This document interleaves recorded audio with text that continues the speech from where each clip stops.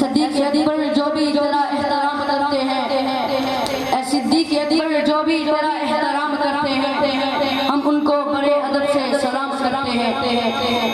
اب میں دعوت دوں گا بیان کے لیے حافظ محمد زہیب کہ آئیں اور بیان پیش کریں۔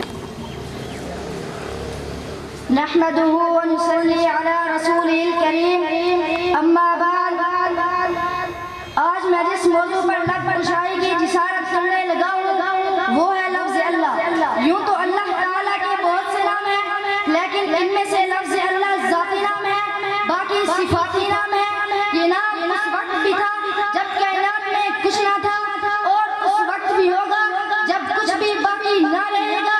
یہ نام کائنات کی روح ہے، آسمان اور زمین کی جان ہے۔ یہ دنیا اس وقت تک قائم رہے گی جب تک کسی ایک زبان پر بھی یہ مقدس نام جاری رہے گا۔